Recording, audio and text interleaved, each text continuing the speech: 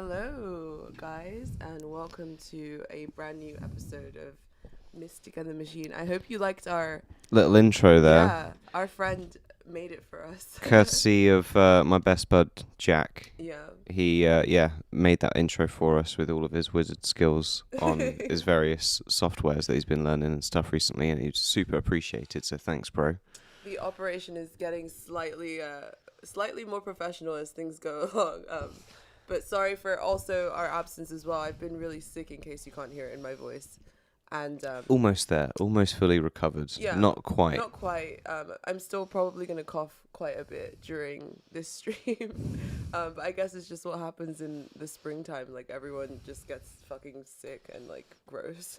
Everyone gets like mildly ill, but then also the sun is out in England, so they're just like, "Fuck it, I'm out." Yeah, it's been. And then it gets spread. Pretty much. It's been like weirdly sunny lately, and we've been going to like a lot of parks and like, but I don't know, it doesn't get properly hot here till like. Oh, we got a couple of months for that yet, until the 2 weeks of sunshine. Well, like last year was pretty intense, dude. Last year was intensely like scalding. Like Sahara desert levels of hotness here, and it lasted for like 3 months. Like it was really. It was almost not fun. Yeah.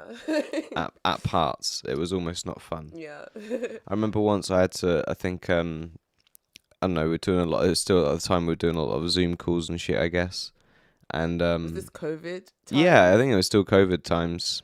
Last summer it was still COVID times. I don't even Summer before. Time is a blur. It is a blur. But like that, I feel like this is like definitely a psychological like happening since COVID is think like CERN related. Not maybe with all of those crazy rituals and stuff. I was having this debate with people in the Discord earlier. I have a feeling that it's CERN related. Time passed slower before the particle accelerator. Some quantum thing fucked up, and now we're just like it's like accelerating. Like time is actually moving faster. Or maybe we're just getting older and like. No, I feel like just the intense, like it's kind of intense mental period, and like being actually sort of shut in and not really knowing if you can go outside or not, or how safe that really is, and all these sorts of things. Just like. Has smushed all of the time since essentially the end of 2019 until tomorrow when I wake up, like all together. So like it really doesn't, like it could have been at any point. But anyway, what was I saying? One of these calls I had. Yeah. I was sweating buckets. So it was in our fucking flat, and there's no. Well, our old flat in Highgate. Yeah, and there's no fucking AC, and we lived near a main road, so you had the choice of noise or. Heat. And even when you had the noise, it didn't really help that much with the heat. So it was always a better trade-off to just leave the window shut. And then, we're all on the call. Like, oh, I haven't seen all of your faces for a while. Why don't we all turn our cameras on today? And I was like in a fucking kimono with no t-shirt on underneath or anything, because just like your hairy chest, like. Yeah, literally just my hairy chest, like my hair and my foot, and in a full like fucking kimono that has like a tiger on it. And everyone had made comments about my dress attire, and I was sort of like, well, I wasn't really expecting to turn the camera on, and there is no air conditioning in the UK, and it is a heat wave. So what do you expect? But they're all American, so they didn't really. There was only one other English person that lived in America that was sort of like, yeah, I understand, bro. But everyone else was like, what the fuck are you on about, mate? Just like put the AC on, you muppet. And it's just like, well, you've never left California where everywhere has fucking air conditioning. Yeah. So. Well, either way, for one, I'm looking forward to the summer this year.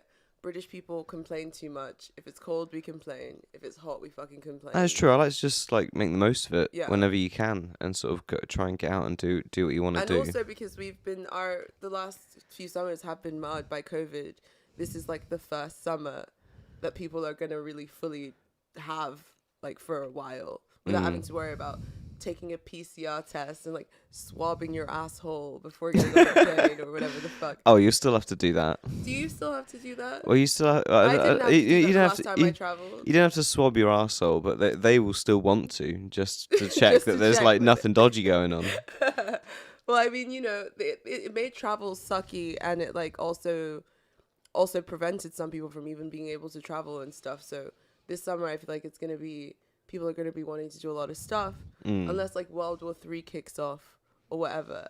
It's not gonna stop that Dionysian like energy from rising. Like I feel it in my bones. Like as soon as spring came around, I just felt this extra burst of like energy, and I'm like, yes, I want to do everything and like go everywhere. I feel like there's going to be a lot more fires due to sort of like ramshackle barbecues because because like everyone's got fuck all money from like cost of living crisis and everything, so everyone's going to be doing like trying their best, but then barbecues on the side. Yeah, but then like inevitably there'll be like some that get out of control and just sort of like escalate heavily.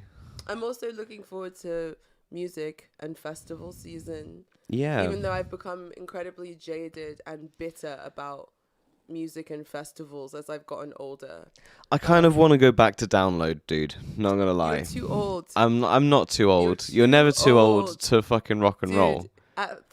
You're almost 30 now. Look, Jack Black rocks and rolls, and he fucking is in like the top 100 or whatever, singing as Bowser. But don't you feel too old? Like, can you go and sit in a tent and like shit in a hole for a weekend? Look, I think maybe I like that part of my life. I feel like is like maybe there's like a package you can get where you're like in a camper van or something like that that's kind of parked up in like a more kind of a nice. But that's the thing kind of is part. You pay through your fucking nose, and that's part of the reason why I've become so jaded about festival culture.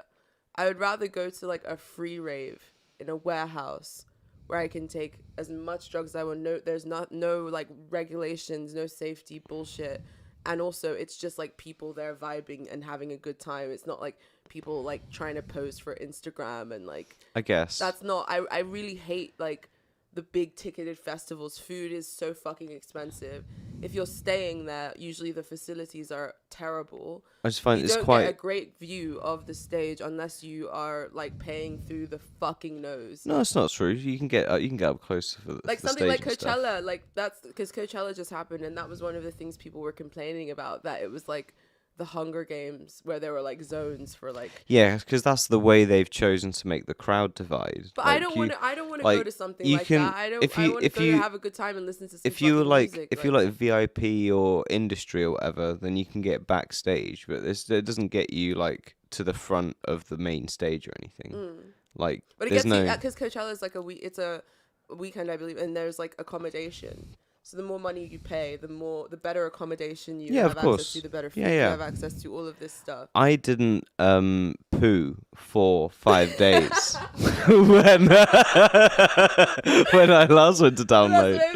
That's what I'm saying. Because like I was obviously like a poor like fucking 19-year-old or whatever the fuck at the time. Too old. I'm not doing and shit like that at like nearly 30. The luxury toilets were too expensive, and the normal toilets were fucking wrecked. They were absolutely destroyed by like halfway of the first day. Yeah. So like they just never really got. I mean, they were probably cleaned, but like once a day or however many. I'm sure people clean them, but like every time I went there, they were such a train wreck that I was just like instantly like all the poo just went back up inside me. I was like, fuck this. I'm not doing this. I'm absolutely fine with just not pooing and then taking a huge dump when I get home. What was the most recent one we went to? It was Field Day. Speaking of Coachella, my favorite fucking Coachella moment, I don't think there's going to be a better one for like my lifetime probably. It's going to be those like American rave chicks that were there a couple of years ago when Aphex Twin headlined.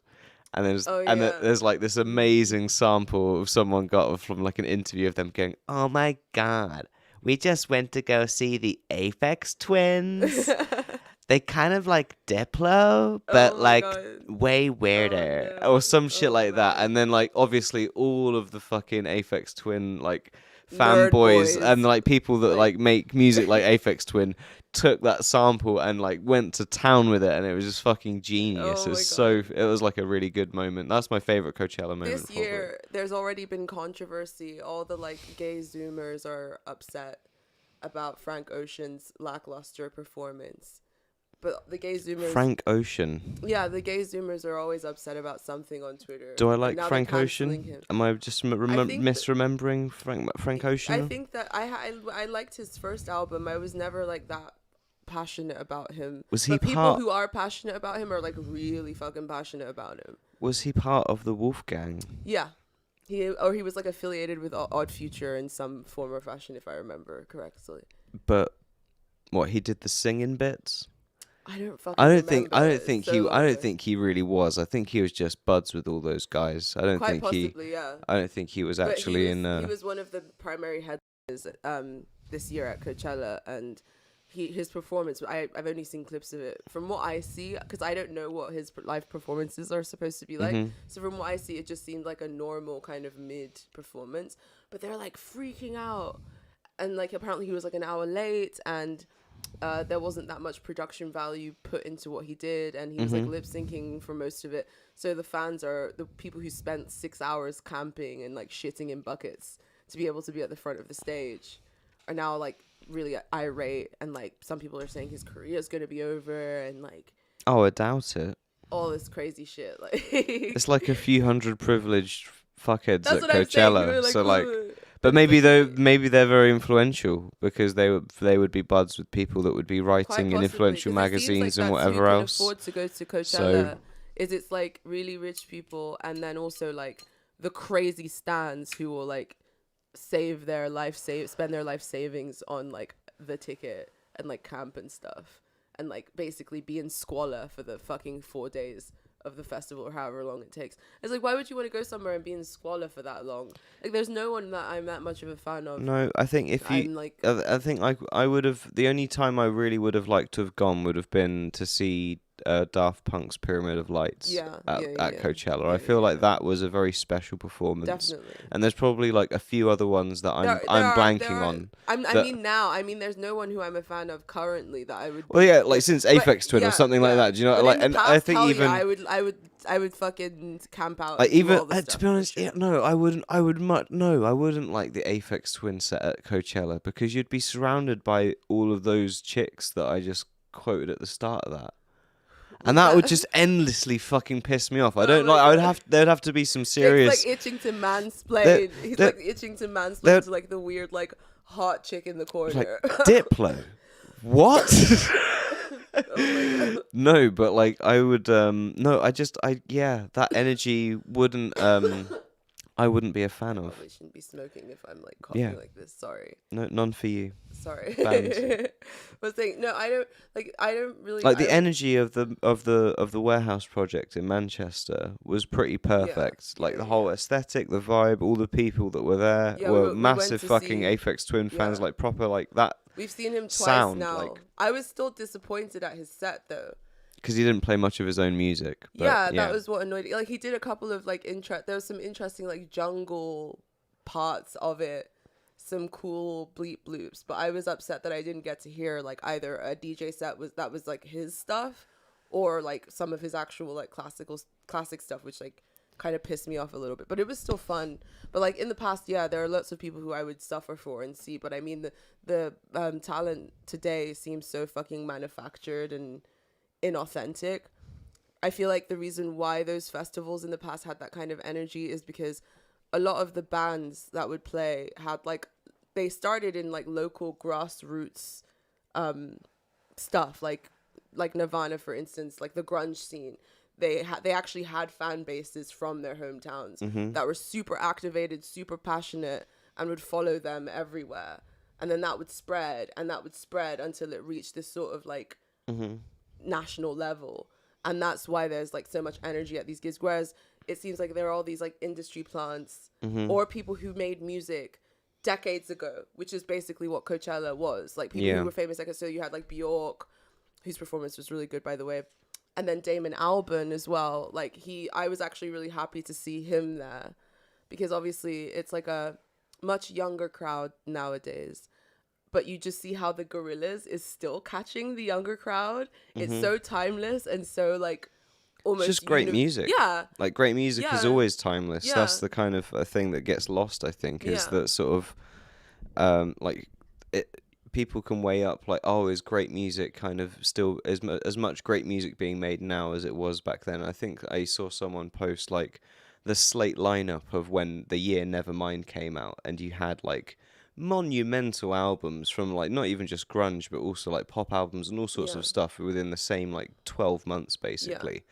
And you sort of like trying to think of a time period that really echoes something as close to that. Yeah. Where it's just like no, we haven't had that in the 2000s. No. Like maybe, especially not in the 2010s. Yeah. Like maybe in early 2000s there were certainly like periods where there were like bigger things. Were they sort of as highly remembered as stuff like Nevermind? No. Like where it's kind of like legendary status almost. Yeah.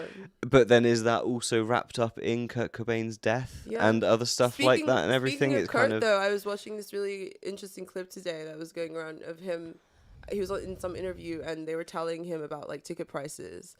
And the host of the show was talking about how Madonna charges like $60 to $50 for a ticket, and this was like obviously back in the 90s. And obviously his reaction was like shocked, like holy shit, like how could somebody charge so much for like a ticket? Yeah. And he was talking about how Nirvana tickets were going for like at maximum $25. And I'm like, if only you knew, Kurt, how fucking bad it would get.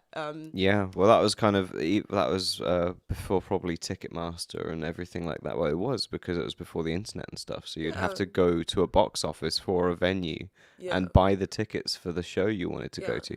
I even remember doing that for a couple of shows. As a music artist, if your like normal fans can't afford to go, the only people that can afford to go are like influencers and like fucking like rich people and all this stuff, not like actual fans of your music. It's like the Anthony Fantanofication of like music culture, basically. Like I have it sucks. It's like really not. But you cool. find it when like I don't know, it's still kind of that fandom thing. I think like the only gig I've been to sort of post COVID where it really did have that sense of like everyone's here because they're just pure fans of this music was this little acid fucking house thingy in Soho I went to. But that was a producer I followed since I like worked in Oxford before I moved to London and stuff. Yeah. Because he did acid house even then. Yeah. And was an amazing Post-Human. Oh, okay. He does Balkan Vinyl and I Love Acid as labels. And I think someone I worked with was on a compilation of Balkan vinyl, like 10 years ago or whatever. Wow. But he was called The Manacles of Acid. But that was like a really cool album. It also had Plaid and like a couple of other like heavy hitter sort of IDM guys. Yeah. And so I like listened to that album on repeat for ages, but it's just like some weird obscure like Bandcamp album, and he's kind of still that kind of like Bandcamp kind of level of success. He's still able to get an American tour and stuff. He's like he's at the top end of that, but certainly not sort of like to the point you'd be like he's fucking mega successful, if you know what I mean. Yeah. But also that genre of music is super niche, I guess. Yeah. So no one's like Acid House isn't gonna be at you're probably like, as successful as you possibly could be within that niche and what you're doing. If I'm giving him complete fairness and beans, but like it's still within that Bandcamp kind of realm of stuff. Do you know what I mean? It's not you can like see how much of a sweater Jake is. Look at the t-shirt he's wearing right now with the Aphex Twin symbol. This was from Field Day actually. Yeah, when we went and saw him play there, we saw like a lot. We saw that was good. I prefer day festivals because you can get drunk and stuff and then sort of stumble home. But then there was a terrorist attack. Yeah, on the way out, which was pretty intense. Yeah, that kind of ruined the experience a little bit. That was very intense, and I was way too high to deal with that. And like, the security for drugs and stuff was fucking too much. Outrageous. It was too much. Like, why the fuck can't like literally like dogs. I was really lucky that I found some friendly Welsh chaps in the middle of Aphex Twin to like sort me out with a couple of dabs of Mandy. But they probably had to smuggle it like up their assholes, which is the thing. Fuck knows, dude. But I couldn't smell any of that. You'll take butthole Mandy. I couldn't smell any of that. I think I was able to buy some weed when I was in there as well. Yeah, you did. But it was just sort of like, this is so fucking annoying. Yeah. Like I have a bunch of weed at home, and I just like can't bring it here because it will all get. There's a chance it will just all get taken from me. Yeah. Like this is so fucking annoying. My outfit also got photographed by Nylon magazine. Oh, it did. It was literally a Mighty Boosh moment for you. It was. I was like, when I was getting dressed and I was taking lots of time, and Jake was like, "Why are you like putting all this effort into your outfit? It's like sunny. You're gonna sweat it all off." And I was like, because I want to like get photographed for some fashion thing, and then it happened, and I was like really happy about it. It was a peak life moment. Okay, hang on. Let me touch the old button on the camera, and then we'll have a look at this funny little clip that I found of Damon Albarn and his creative genius. Yes, yeah, we were gonna be doing some major Damon Albarn standing while this episode continues. He used to live in the area that we lived in, and I would like try to spot him every weekend, but like never happened for me. Okay, we're gonna try this one day. Well, hey, it's working. It's working, and every time it's actually doing it, and everything looks like it should be coming through. Okay, okay, brilliant. So here we go. So this is the genius of Damon Albarn and the way he made Clint Eastwood. Finally. It just came like that. That's it. That's the preset. It's the Rock 1 preset.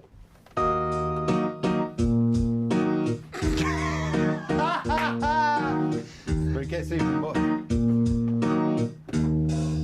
Is that an omnichord? That is an omnichord. Wholesale. That's it. Wholesale. That's the whole Wholesale. song. Finally. Literally just a preset on an omnichord. Yep. Wow. Yep. So, and then I mean, to give him credit, it's then obviously been multi-sampled and all sorts of other stuff to sort of produce it. But obviously, the whole demo, essentially, like the Michael Jackson demo of Clint Eastwood, is the Rock 1 preset on omnichord and stuff. Yeah. And sort of, I think, like, I don't know, even like when Apple Loops became a thing, a lot of people were very sort of like critical of this idea that everyone would have access instantly to the same sort of sample library, essentially. But then Kanye West used loads of them in like his second or third album and stuff. So it's sort of this idea that like all of your, main driver of your creativity has to come from like a wholly original idea. Like, it's kind of the modern age, baby. It's not how it works anymore. And like even something as cheeky as that, I think, is pretty genius. But I think that that's part of the reason why they've continued. Like the Gorillaz is so iconic and timeless, is because they've always been so forward thinking with their musical palette and like their aesthetics as well. It's always been futuristic, and like I feel like that's the reason why even now like Zoomers are getting it, like kids are getting into them. I think it's just gonna always be that way. Like, yeah, I think it's always gonna be popular because it's just like kind of made to be contemporary. Like, but then also it's sort of just about feeling it as well, right? Because I would argue that Damon Albarn, a first Gorillaz album up to then, even up to including Plastic Beach. Kind of flawless albums, like they're like it's kind Plastic of Beach is a perfect album. But all of them. Demon Days, flawless fucking album. But First Plastic album, Beach is like a flawless.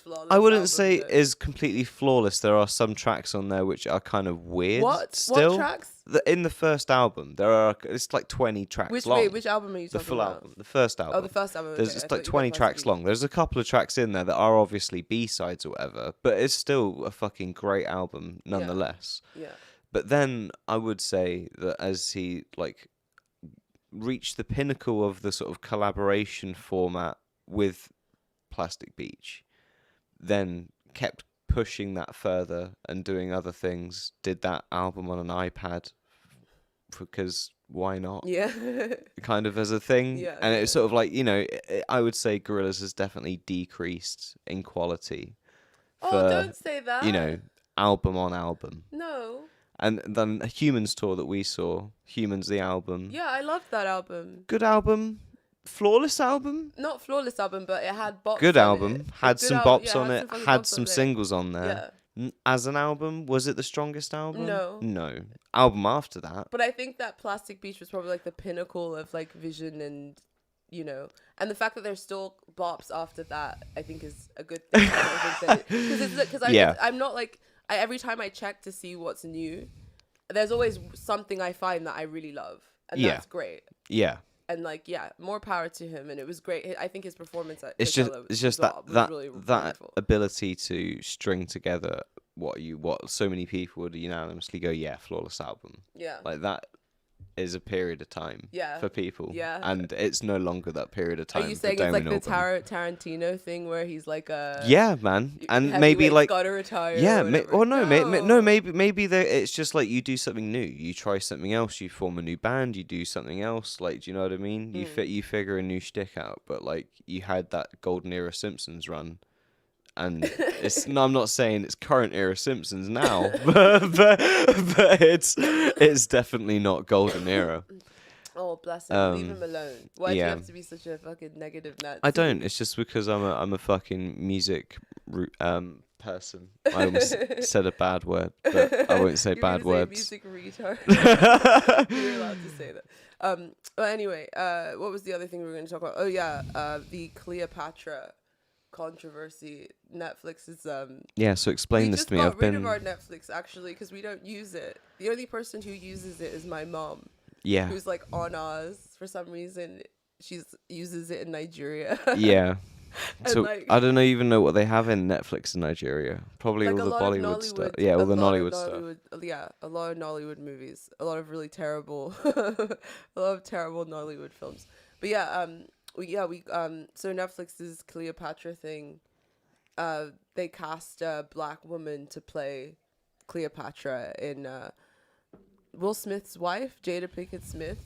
She's like done the whole documentary series that's supposed to be about black queens. But ironically, the first queen that she chose to feature was a Greek queen from a Greek dynasty. And yeah, of course, controversy has ensued. Is it just kind of that blind, like, we was Egyptians, we was kangs, Well, it's a thing kind in of African American culture that I've always found perplexing as an African. Whenever they talk about Africa and like honoring the ancestors and this and that, it's always focused on this like Hotep ancient Egypt thing. There's no real reverence for any cultures, kingdoms, any sort of civilization in actual sub-Saharan Africa.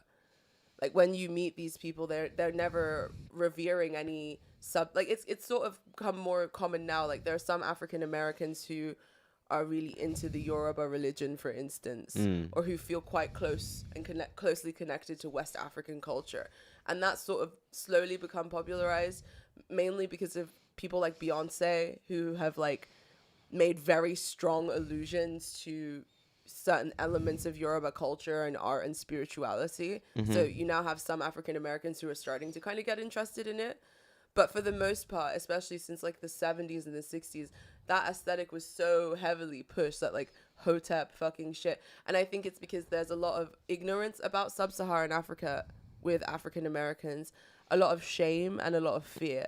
So when they think Africa and they think high civilizations, immediately Egypt. Yeah. Yeah. And it's not as if there weren't like black Egyptian dynasties. Like there were Nubian Egyptian kings and pharaohs, but that wasn't the case for the whole period of like what's considered ancient Egyptian civilization. So like, which is a really long time as well, which people don't really sort of put into perspective a lot of the time. Yeah. It was like a really long time. One of the longest civilizations ever, and there was all kinds of like and that the North Africa is incredibly diverse as well in terms of ethnicity and ethnic background. Like we went to Morocco, and you saw like it was the first place in the world I went to where the people looked like me. Yeah. That Blarab mix. Yeah. It was like, holy shit.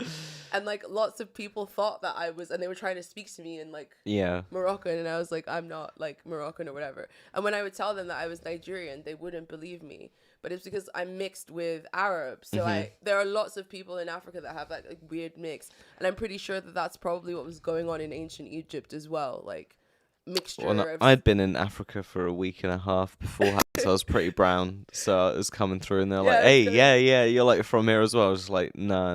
Yeah, no. They thought that you were an Arab. It's just not how it goes. Yeah, it was true. But you see all kinds of people in North Africa from all kinds of... And I'm pretty sure that's the sort of thing that was going on in ancient Egypt. But like, yeah, there's a void in like the African American psyche in terms of like knowledge and like acceptance of self, and a lot of it obviously has been caused by slavery but it's now people from that demographic have gotten into positions of power and privilege in Hollywood, and because America is so hegemonic, they are the image, the global image of black people. So when they do dumb shit like this, it actually does like serious damage. Like I was watching this thing from this Greek guy who was like saying stuff like, why is it that black people don't have heroes and role models of their own? And he's this kind of guy from like a remote village in Greece who's probably never met a black person in his life. And this is the impression that he now has of black people. Yeah.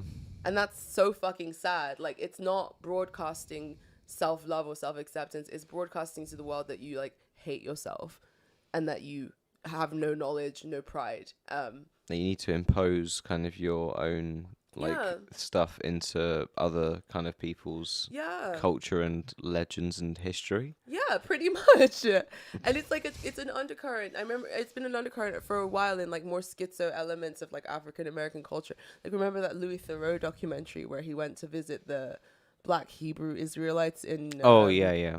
And they were like saying that Shakespeare was black. Yeah, and King Henry VIII was King black. Henry VIII was black. That was my favorite. Oh, L. Ron Hubbard was black. L. Ron Hubbard was black. I love that. All kinds of stuff. Especially when you see the pictures of L. Ron Hubbard. It's just like imagining him as a black guy is just like the funniest thing ever. It's just it's like really crazy. And it's sad. And it also puts the impression that Africans also don't know our history. We do. We are quite well versed in our history, like proud of it. And like, we know who we are. And there's a ton of stories that we would be willing to tell. But unfortunately, African Americans are the ones who have like the cultural hegemony right now. So their view of Africa is what gets put out. And it's like this cheesy, like Wakanda. Well, yeah, say Wakanda is exactly it, isn't it? But the dark thing is, because American culture is so hegemonic, Africans on the continent attempt to copy and mirror that like African American distortion of Africanness. And there used to be this really interesting influence going on in the diaspora. You had artists like Fela Kuti who went to America, learned about racial consciousness there, and brought it back to Africa through his music. Like, there's this weird kind of diaspora crossover, but now it's like all perverted by like the weird global, like American culture thing machine. Yeah, it's all kind of like a form of Afrobeat that could have been made in Nigeria, Jamaica, like any kind of Togo, black nation, essentially. There's no uniqueness to the character of the music that's coming out of... It all has the same kind of, like, drum rhythm, and it all has the same, like, auto-tuned vocals on it. Yeah. And the same kind of boom, boom, boom, like, bass line behind it. And it's fucking cringe. I mean, when the last time we were in Lagos, we went to visit the Fela Kuti Museum, which was a really profound and almost like spiritual like experience.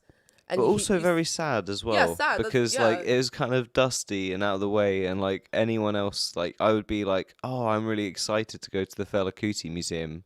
Just be like, oh, okay. And you're like, all right. I mean, isn't he like kind of like a I get like, oh, it's kind of like going to Abbey Road and be like the Beatles. He's like, yeah, I understand that kind of. To London, it was like, oh, let's go to Abbey Road. If someone was like, I'm excited to go to Abbey Road and do the crosswalk, that's the reason be like, why. also be like, yeah, I get that. I mean, so many legendary albums have been there. If someone said that to me, I'd be like, good for you, buddy. Like, and not only that, but like that, I would say that Fela Kuti's kind of Afrobeat more than like, what's it, like a Sunny Day kind of thing, is what then became the more dancey version, or led to the more dancey version of what is Afrobeat now. Yeah. So the fact there's not even any kind of reverence to kind of honor that. There is. Like there are certain like lyrics within modern Afrobeat songs. Yeah, lyrics within, but not like actually straightly lifted out. Not people Fela. that like they pay homage to him. Not people that I don't know. Maybe we need to go there for celebration for the festival. For the maybe festival. everyone turns out for that and honors him for that, and we just weren't there at the time. But even then, I think the reason why it was sad when we visited the museum is because like, he would be turning in his grave, and his grave is there. It's like in this pyramid. Yeah. There's like mausoleum thing. Yeah, and like he'd be turning in his grave now if he saw like what globalization has done to African music. Yeah. And the thing is, it's now becoming popular in America because Beyonce obviously went to Nigeria. Afrobeat's like the new sort of genre. Anytime anything gets to America, no offense to our American audience, it kind of gets like when electronic dance music, well, when the whole EDM thing, when it went to America, it kind of died. Then you got like, Skrillex. Yeah, when you got Skrillex, it was kind of like. But I mean, first album of Skrillex was alright. Don't ever say that. First Don't ever that was, say that to me I feel like again, I feel like please. dubstep. You're gonna get Hey, a swirly. Controversial take. I feel like dubstep gosh. was one of the last actual electronic genres to have had a scene around it, a proper scene, like a new genre. Yeah, but it was like, Not like a garage revival, like has kind of been the last like few years, and other sort of things like the bass music, which is just garage fucking music, Yeah. and like other stuff that is a Yeah. revival, but like a new genre of new kinds of conventions and sounds and all sorts of stuff that had an actual scene around it. Fucking dubstep definitely did. But it was kind of a lame scene. Yeah, though. but It was hey, a you can't deny cringe you scene. can't deny that A it very, fucking very cringy scene. you can't deny that it existed. It did exist. Like It existed, all right. That was like electronic music going like its final little. that was that was the final horror, but that was the final horror of scenes in general, because that was at the same time as like emo music, and kind of like that was what a lot of local bands and stuff like when I was growing up, that was exactly it. What everyone was kind of trying to do was either kind of like an emo thing, a kind of metal thing, but that was sort of like, you know, the last era of that sort of shit. Now that you're exactly right, you got like Plants. You got the 1975. You got You've got- plants and people who have been already established, basically. Yeah, and have been for fucking And have been decades. for decades and decades and decades. And I'm glad those people are still around, to be honest, because then there'd be very little food for the soul, because of how much, you know, power the music industry now has to sort of control the currents of culture and manufacture artists. Before, there was a lot more probability for people to emerge organically, but now that's like no longer the case. So the people who are still around from that era are doing a service to the soul, because music is the language of the soul. And if like they take music away from us, that's not a good thing. I reckon I think that's what they're trying to do. It's not that they're going to take music away from us. I think it's going to just morph into a way that you wouldn't even recognize, where it's like AI generated off of, like, it's gotten your if you think about it, if there was like an AI that had all of the music and it was great at generating new stuff, and then it had access to your Spotify history, and you were like, okay, well, let's just press this button and it would just generate me kind of a new songs every of however long period of time, and it's based off of my 10 years of history of listening to music on Spotify and all my interests. That would be so weird. And then it That would actually be so made weird. stuff that you thought Like was original amazing, novel songs. stuff that you thought was fucking Wow, amazing, wow. and then you're like, whoa, okay, I'm gonna keep listening to this for now, and then until it like slips up, and then it just doesn't, and then and then that's it, and you're listening to fucking AI generated fucking. I don't know. I feel like music. it would end up becoming demonic and like morphing into something like hideous. All the AI generated music I've heard so far does sound unhuman. What have you heard? Like, there's all sorts of, I think even one of our Discord members, Amadan, posted that Holly lady that he was talking about. Yeah. That was, and I was listening to I listened to a couple of tracks on the way home from work the other day, and it's like, yeah, this does sound like it's been heavily co-produced or co-done, or however you want to fucking do it, with an AI. It sounds weird, like really weird, but not in like necessarily. Yeah, not necessarily in like the most musical way. Like, I listen to weird music. Yeah. Fucking like, I listen to weird fucking music. Like, even like stuff that is kind of sounds eerie, and you know, like Boards of Canada and all sorts of shit like that. Like, is exactly that kind of electronic kind of eerie electronic sounds. Yeah. I fucking love all of that stuff. That's our jam. Yeah, this still manages to go in like a kind of weirder direction that doesn't really have all of that kind of. Is it like Bjork-esque? kind of Bjork-esque, but 'Cause less. I like that kind of quirky. You can feel that there's less human input than the Bjork, Yeah. vibe. Yeah. If you know what I mean. Wow, Like, how can it feels less human? Well, than you like Bjork? you like I Bjork don't know. already Maybe feels pretty alien and Bjork is such a meticulous artist. You know that there's so much attention paid to kind of so much of the stuff that she's sort of outputting versus sort of this idea of working with a machine to sort of like co-produce albums and stuff. That sort of like is a bit different. Do you know what I mean? yeah. But I don't know. I think and the generating music thing has already been done in like 7 years ago. Brian Eno beat everyone to the chase already. Anyway, Yeah.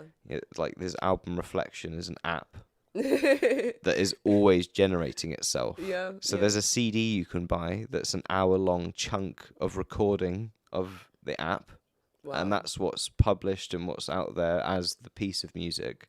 But the actual concept of it is an app that is constantly generating. Wow. And so his like warm-up act is his own app. That's Wow. like so he literally plugs an iPhone in Wow. to like the main system to generate fucking music for him whilst he's getting ready and stuff to go on. That's fucking wild. That's Yeah. fucking wild.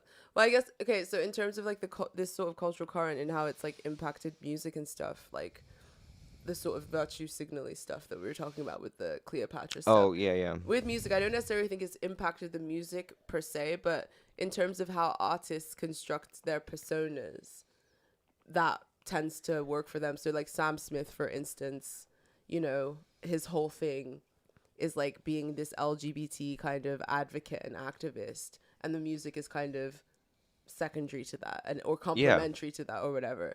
So that's like the way that it's invaded that. But then in stuff like film and television, it is stuff like, you know, race swapping or like incredibly heavy-handed subtext. And, you know, things have gotten so ridiculous now that one wonders who's making these decisions. Well, I found him. Like, who are these people? Like, you want to imagine the conversations that are going on in these Do you want to see? rooms. Do you want to see? Yes, I do. Because I found exactly I that. want to see because So they found a clip here from a YouTube channel I frequent called It's a Gundam, where he sort of talks about the comic book industry and all sorts of other things kind of regularly. Oh, hang on, sorry. And I've got my little notes here to skip into the bits that I thought were really relevant. Here we go. Oh, wait, so a couple of seconds after this. Here we go. Are you alright? yeah. Isn't skyrocketing. As I get older, I now realize the comic book industry has become taken over by fetishists and Tumblr artists who care more about pushing an agenda or a kink than they care about writing something genuinely good. Case in point, the piss fetish joke in the X-23's version of Wolverine comic book panel. Thoughts? Just before it goes on, I can't. That's so brilliantly said, and I couldn't agree more. Like, you know, it's just exposes all of everything that you're kind of suspecting about, like what's happening, like who's writing this stuff and what's going on. What fetishists? Yeah. Fetishist and Tumblr artists. Yeah, fetishists. So basically, the deviant art crowd. Yeah, and have who basically care muscled more? their way into the sort of infrastructure of like. Yeah, and who care more Hollywood. about a message of some kind than they or care having about some kind of personal gratification of their own fulfilled. Yeah, because they think they're doing something on some kind of side of history or some bullshit narrative Well, not that even they've built up in there's their that, fucking but then head. there's also the weird like sort of sexual aspect of it as well. In Yeah. the sense that this represents or validates my sexuality, or this gets me off in some particular way. Yeah. Like we watched, what was the anime we were trying to watch yesterday? Oh, Ho She something or other. It's Yeah. some like new anime that everyone was raving about. It was like the #1 rated thing. It's the #1 rated anime of all time, I think, currently on my anime list, which is kind of the biggest Yeah. anime tracking Because website. I'm not an anime person, but I really enjoyed Evangelion. And I've been looking for the next thing. I'm like, okay, come on, lay it on me. What's the next thing that's going to blow my mind? Give it to me, give it to me. And like, I was like, okay, let's give this thing a try because like everyone seems to be talking about it. And it was just like fucking half an hour of us following this like Heba file around and like it was so disgusting and like gross, like the themes of it. And I'm like, how is this what people like watch? And then I realized it's because anime caters to all of these weird unconscious niches, these like sick fetishes. Like I think in the in the first episode or whatever, the guy basically, he's in love with this like 16-year-old idol, and he's like a grown man, and then he gets reborn as her baby. Yeah. It's just like really twisted. And I kept watching, like, is there a message? Is there any more to this? Is there any sort of subtext that I'm missing? No, that's pretty much it. It's like, what? It's pretty like gross. every time I've tried to watch an anime to try and make up for Evangelion, I've had my fingers burnt now, and I'm like, okay, maybe I should give up and just like stop trying to find something new to watch.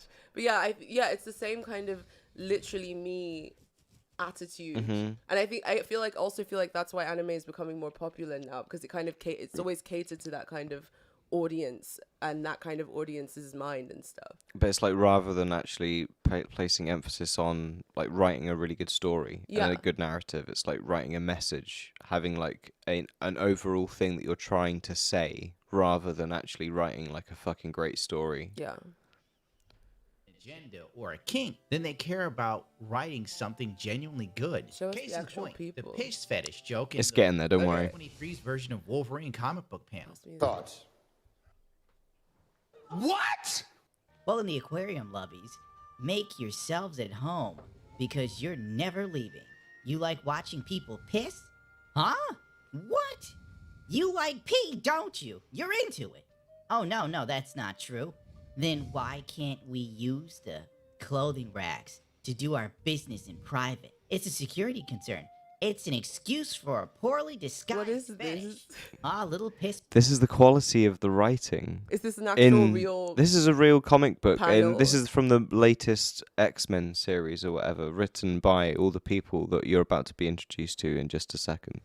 Okay. Oh my God. This is the quality of the writing Oh my God. that we've got on display. Piss baby boy, pee boy, whittle baby loves pee. I got nothing for this. Far cry from the X-Men Jim Lee run I remember. Being the my people God. actually able to step Here we go. So this group of people on the right down here, you get some zooms in for little occasions, but this is the kind of people that are writing these comics. These are literally the people that are writing these comics. So let's hear what they have to And I say. think they're a general kind of broader representation of the people who make the decisions. Yeah, and have been able to kind of muscle their way in through kind of a guilt complex of other folk, and being able to make them feel bad, and bullying through virtue signaling and all sorts of other things. They've been able and to even like. then, just listening to them talk, their ethos. Well, you haven't and even approach- heard it yet. So Well, this is- I mean, I've heard it already. But just even listening to them talk, their ethos and their mentality surrounding art is so toxic. And it's just so perplexing how people who think this way have managed to get themselves into these positions. we got a minute left on this clip, and then I got a couple other clips. Here we go. forward with them is like really, really something. And I am like, Are we still on? you know, that's the biggest thing that I want moving forward, is just like, I want to make sure we keep the ground we've taken, because, you know, we're going, you know, like, knock on wood, we're all gonna be around this industry for a very long time. And the goal is, and that during that time, the culture is going to swing like a pendulum from like moments of like conservative moments in like very liberal moments. And we need, in the moments that the, you know, pendulum swings in a direction that is not in our favor, we need to make sure we hold on to the ground that we Wait, not in our favor. So already he's assuming that everyone agrees with him. That's people that the pendulum has swung in their favor, which is how they've been able to take the ground that they've taken. But even just And that when the pendulum swings the other way, that they need to make sure that they don't lose the ground that they've taken, and that they want to be in this industry for a long time. He's literally just said it like out. But even the fact, right in, like, plain outright in plain English. English, and also the fact of the matter is the fact that it's divided between quote unquote conservative and left, and also he says we're the good guys, and everybody who's in this writer's room has to agree with what's considered left politically. Yeah. Like, that's frightening, but it also makes a ton of sense as to why the culture is the way it is. If these are the kinds of people that are fucking, and look at them all. They're like fucking Wojaks. I mean, there is a It's literally full like a fucking there is a caricature. full video of this, but it is 2.5 hours long, and so I bless I would people recommend like watching it though, because it's like disturbing. I bless people like Issa Gundam for weeding through and finding me Yeah. great clips, because my God, man, I could not sit through all of that. Oh my god. But yeah, here's some more great examples. Here we go. I think the more people speak up about the versions of the characters that they want to see, the more people listen at the top.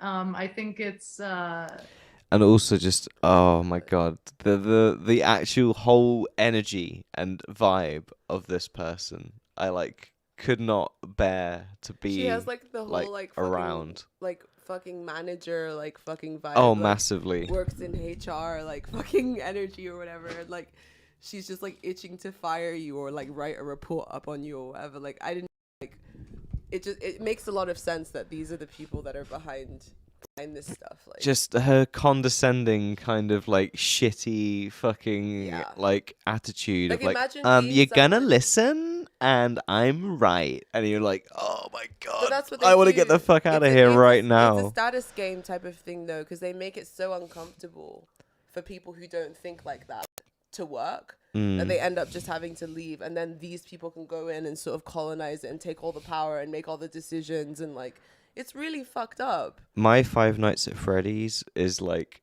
5 of this woman, or probably all of the people the on this people on Zoom this call fucking Zoom would be call. my Oh Five my Nights God. at Freddy's. Imagine being on this fucking Zoom call, Jesus. Oh, it's a precarious, sometimes political game we have to play when it comes to certain characters. I mean, I think there's still a lot of battles. There are still a lot of battles. who are you fighting? Everyone, to make them understand that they are like great and they're like Special and like you yeah, know, and valid normal and like all of their weird like things and kinks and stuff that they're trying to shove into all of like these main franchises is Oh my actually like God. completely like great and like should be like But if you shouldn't be like, that shouldn't be your approach to creating art. It's like this like It's propaganda. Propaganda. Like They're this literally combative making approach of, propaganda. We're attempting to fight a political war against Yeah. who? This straw man cultural figure through cis Well, white men but that's yeah, essentially is but basically the who they primary need to battle. demographic of comic books. And I say that as like a fan of comics, and I've always been a fan of comics since I was a little girl. But that's like the primary kind of demographic that nerd culture has been aimed towards. And that's changing now. And I think, of course, there should be things that reflect that. And it's wonderful when things are done right. Like, I really love Saga, for instance, like the Image comic Saga, which features a black female protagonist, but in a really great way. And the fact that she's black doesn't matter, because Alana's just like a really great character. It drops off after a while. Yeah, it did drop off after a while. But The first beginning- like 6 or whatever main graphic Yeah, yeah, novels yeah. were brilliant though. Definitely. But like, I also understand that like, yeah, the nerd culture for the last fucking 100 years has consisted around the tastes of white men. And you don't need to necessarily be like combative about that. You can include other people without saying that everything that has been created before was trash, and that we need to completely like upset the apple cart and also alienate the primary demographic for a lot of this stuff.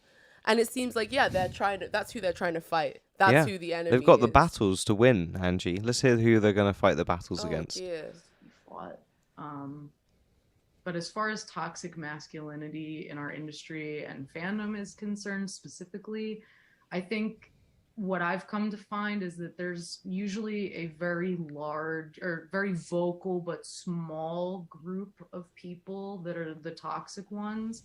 And Just like anyone with a penis and like anyone who's not like non-white or whatever. Well, this is where I think it reveals that these people are kind of living in their own fantasy world a little bit, especially in regards to like the comic industry. I'm not sure as so much as to the wider movie-going business, things like Everything Everywhere and etc. You know, the signaling seems to work and make a lot of money. It does. Yeah. So Well, I couldn't say well, that it depends. what It's sometimes, you 'cause know. it's like the whole like woke or broke argument. Sometimes it works, sometimes it doesn't.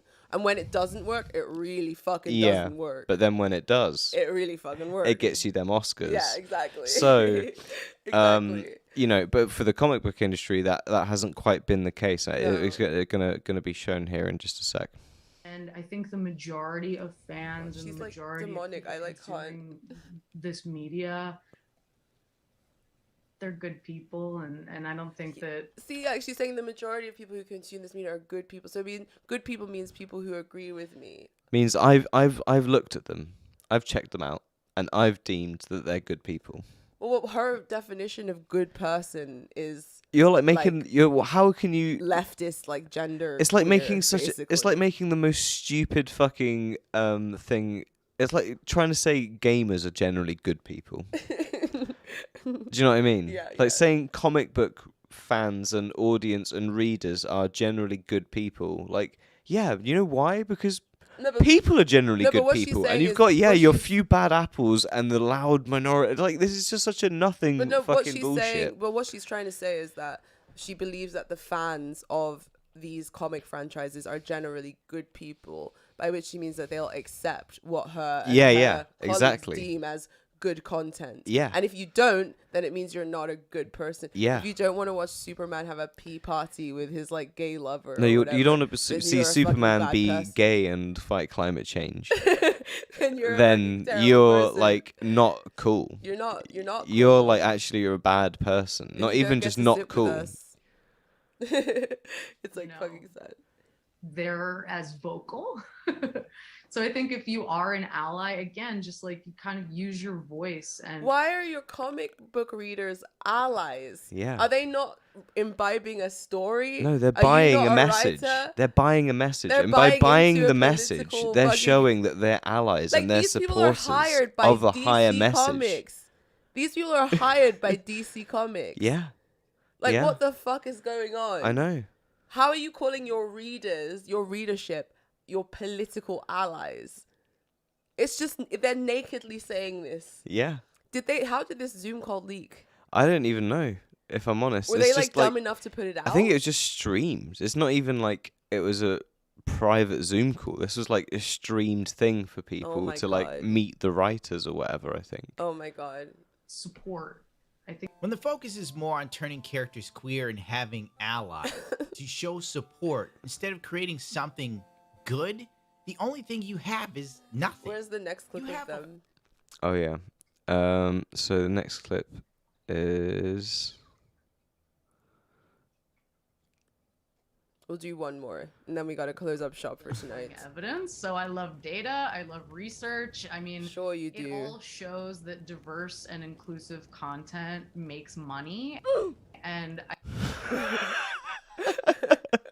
think to get a cishet person really invested, you sometimes have to go straight for the money and just What? So he's flashing up with like Batwoman being cancelled, and like all these other things being cancelled, like that were deemed as like race flipped or like overly woke or like whatever the fuck. So he's interspersing these between her saying like diversity makes money, and this Yeah, is yeah, yeah. essentially reinforcing your woke or broke But even theory then from earlier. But even then, she's saying that like what was it? Like rewind back. She said something I found interesting. Hang on.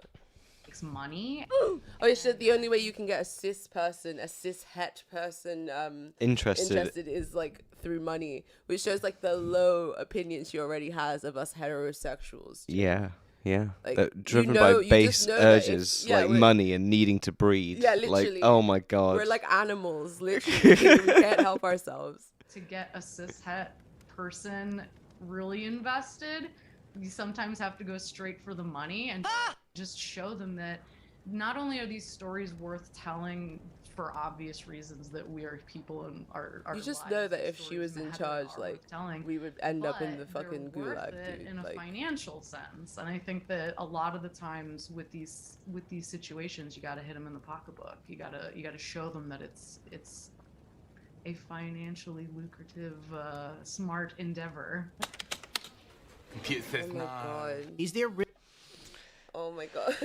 So That's so sad. That's like yeah. pretty sad. But But ironically, I can like imagine that that's like those are the conversations that are going on in boardrooms like everywhere. yeah, and like the entertainment industry. the or comic whatever. industry has like killed itself completely. Yeah. Like it's since all of this stuff has really infected culture, like, and I don't know if it's that has timed along with the MCU and sort of like superheroes becoming the thing across movies as well as not just comic books and stuff, and them sort of breaking out of that. Yeah.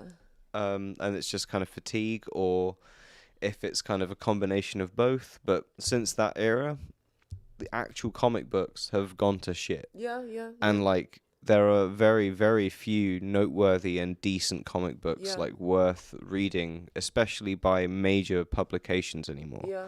They are all exactly by like people like you said, like Image Comics and sort Yeah. of Dark Horse and like other ones that are kind of Humanoids and stuff. humanoids, like other indie stuff. Yeah.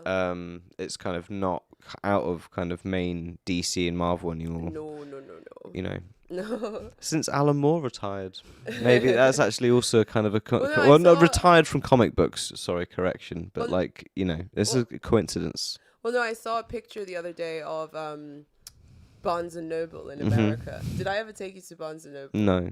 Oh, Barnes and Noble's fucking great. It's kind of like Waterstones, but Mhm. like bigger, Mhm. and they have a cafe, so you Mhm. can, and they have really good snacks. So it's like foils. Yeah, a bit like Foils. But like, the thing is, we have a nice Foils because we're in central London. Right. But not all the Foilses are the That's ones true. in central London. That's true. Whereas We're every spoiled. Barnes and Noble is like the Foils in central London. You know? Okay. So yeah, like there was a picture from Barnes and Noble. Anyway, sorry, I got sidetracked. And it was like the comic book section, which was just like a sliver, and then the manga section was like huge, like had completely taken over or whatever. And I feel like that's kind of what's going on now. Anime and manga has taken over, and like comics have kind of died a slow death. But I feel like it's because, and correct me if I'm wrong, and I know a lot of weebs will like yell at me. I don't really care, but I feel like it's because anime already kind of caters to that literally me niche kind of proclivity that these people are trying to turn comics into. Like, don't forget, these people come from Tumblr and DeviantArt and are probably themselves anime people, and have probably picked up a lot of fetishes and paraphilias from all the anime that they've consumed or whatever. And they want to make Western formats conform to that, because that's the reason why manga kind of pushes that stuff, because they know that if they cater to their audience's fetishes and their unconscious wish fulfillment and all this shit, that they'll buy the comics and they'll get into it and they'll become fans or whatever. And I feel like that's kind of what they were trying to do with like the DC universe, was sort of take those conventions, but it didn't work, because why would people want to read that when they can just go and find some weird like manga to read instead that has all of those like conventions in it? And I feel like that's part of the reason why manga is like taking over, and also why I'd also say because like Japanese artists aren't plagued with the kind of same sort of cultural virtue signaling that a lot of like those DC writers room there's not a lot of those kind of people. No, they don't do that, but they writing. do pander. They They pander, pander in a different but way. They I pander sexually. They also pander to people's sort of unconscious wish fulfillment. It's like if it's like the lonely girl in high school, and she has a crush on the hot popular boy or whatever. That's like a whole genre of manga. But that's what I'm saying. The reason why is because there's a lot of femcells who love that shit and who get this sort of vicarious like wish fulfillment shit through it. And like that's why it's so popular now, because that kind of mentality is like so common and almost encouraged and so prevalent. And it's so gross and dangerous, and it's killing real forms of art. People are like, and I'm not saying all anime or all manga is this. There's some that are wonderful works of art. Like I love Junji Ito, like don't get me wrong, but a lot of it is that kind of like the pandery bullshit. And even though the Japanese may not pander in the sort of woke way in terms of political message, they're still pandering to that kind of like base, like it's like you know. different like, you know, as I said, like the weird girl vying for the hot boy in high school genre or whatever. That is one genre that's doing that weird thing.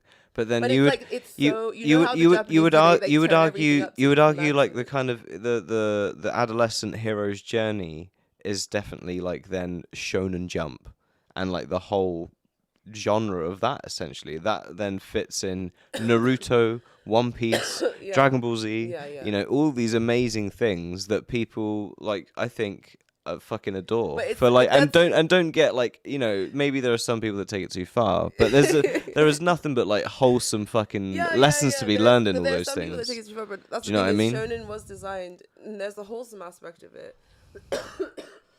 But then there's the aspect of it that's designed to make little boys like fucking like crazy and like over identify. And if you have a little boy who happens to be sort of overly lonely or like a little bit socially inept or Dude, if my slightly neglected. little boy overly identified as being Goku and just tried to be Goku, proud. you'd be like, yeah, dude, just keep doing that, and like you'll never fail. Simple. Jake's dad advice. Simple. That's like the Jake's dad pinnacle. advice. If you can like reach Goku-hood and Goku-ness, that is like next to godliness. And It's on that- essentially Jesus with fucking superpowers. So, you know. And on that note, we will leave you tonight. Goku-ness is next to godliness. But yeah, thank you guys so much for coming to hang out with us tonight, and I hope you guys enjoyed yourselves. We'll catch you next week Monday. And also, if you have not yet, subscribe to our Patreon, join our Discord server. We have such a wonderful, warm, loving, creative space in there. So come join us, and then also come join us for book club. We are currently reading the Tao Te Ching together, and it's like a really chill thing. You don't have to have read it all to like jump in, because we're really just kind of going through it. Like Going through it all together. yeah, It's all nice and together. easy. Yeah, it's easy.